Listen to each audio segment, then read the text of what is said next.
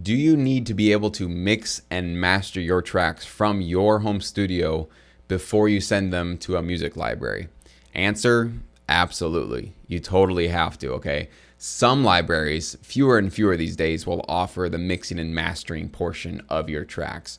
In my career, I think I've had one library that offered to take my stems, mix and master them, and then throw them out online. These days, as more and more plugins and software and mastering techniques are out there for producers like you and I to learn, very few libraries are offering this service anymore. And they expect you, the producer, the writer of the tracks, to be able to mix and master your own songs, okay? Now, before you freak out and go, well, that's it, I can't succeed because I don't know what I'm doing with mixing or mastering, I was worse than you are. I can guarantee you that. I don't care how long you've been producing music or how good or bad your ears are.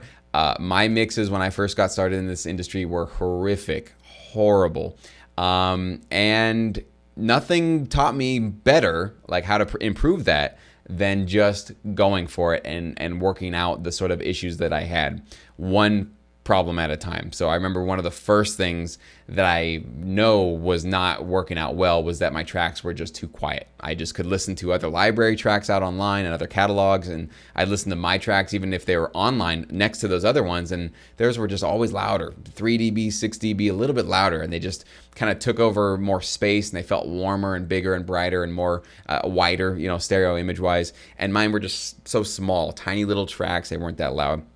So the first thing I started learning was, how do I find out if my tracks are loud enough, and how do I crank them up loud enough? What do I do on my mastering bus, or maybe even with all my individual tracks, to kind of crank things up a little bit? Because I was always worried that clipping things or making things distorted or whatever. I was a timid producer. I was very scared of that kind of thing. But you sort of reference your way to better mixes, right? I've talked about this so many times that you need to use reference tracks. So if you're suffering from that kind of an issue right now where your tracks are really quiet, go find a really loud, awesome track online. Go to YouTube, go to a music library, go to somewhere and find a track that's in your style, in your genre that you love and you really look up to and go, man, I wish my track sounded like that. Find that track and pull it into your session, or at least have it open on a tab if you can't download it, and A/B your way to making your mix and your track sound as close to that as possible.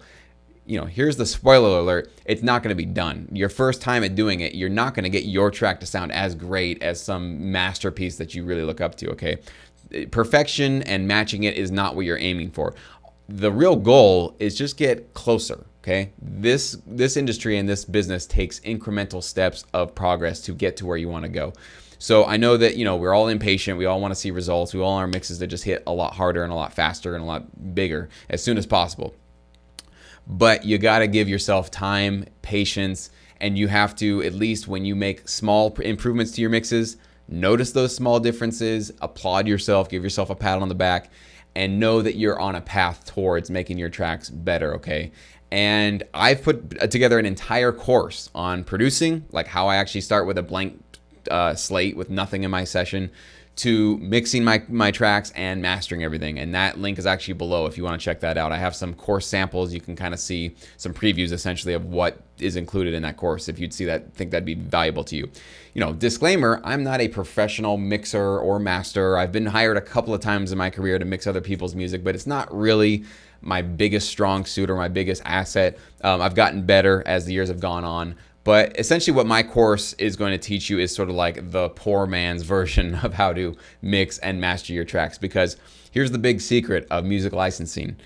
When you send your tracks to a library, do you think they care? Do you think they give a crap about where your tracks were mixed or mastered? Do you think they care if your tracks were professionally sent out to some lab that was, they had a proper mixing and mastering room and an environment, and it was mixed on, expensive equipment, and it had an outboard, and, do they care, or do they even know about any of that stuff? No. It's literally a binary reaction that they will have. They'll either say, I like this, or they'll say, I don't really like this. That's it. That's as much thought as they put into mixing and mastering and all that kind of stuff. They'll just either go, even if they are trained musicians, they're going to go, this sounds great, or this doesn't sound so great, or it sounds terrible and we don't want anything to do with it, okay?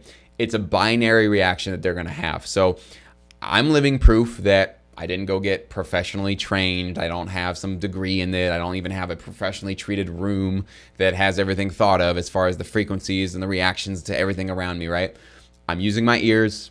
I'm using my kind of gut instincts on what works, and most importantly, I'm using reference tracks. I still use them to this day. So I'm listening to music that I like, that hits me in the right way, and I go, damn, I want my tracks to sound just as good as that. Let me see if I can pump up my bass a little bit more, maybe kind of EQ things a little bit, or wow, like their drums are punching through, but my kick is so big and huge, it's kind of swallowing up the rest of the bottom end of my mix.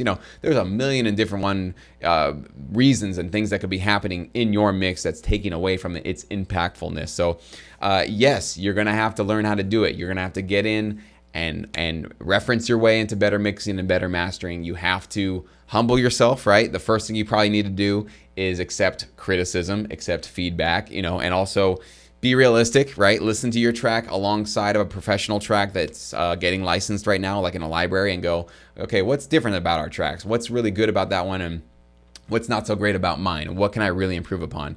Being honest with yourself and not deluding yourself into thinking you're already there is the number one thing you got to do before you even start worrying about how to mix and compress and master and sidechain and do mix buses and all that kind of stuff, all that fun stuff.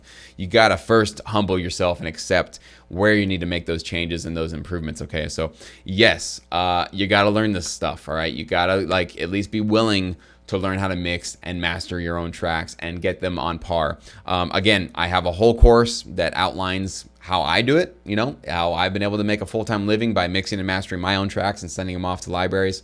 So take that for what it's worth. If that's useful for you, go ahead and check it out. And yes, it is still absolutely free when you join with the syndicate. So if you've been looking to join the syndicate, and maybe this course would be a really big sort of benefit to your career, and it's one thing that you're really lacking, you can get it absolutely free, and you get your free trial with the syndicate as well. So it's absolutely free if you want to check that out. But yeah, you got to do this stuff, you guys. You cannot rely on somebody else to fix your mix or to make your tracks bigger or better than they are. You are the ultimate salesperson for your tracks, right? Once you hand it off to a library, they are pretty much in their finished form, and if they're not wowing the clients as much as the next guy's tracks, you're going to get passed over. Your tracks will not get the placements. You're not going to get that recurring long-term royalty stream that you'd like to get. So something you really need to consider, and consider seriously.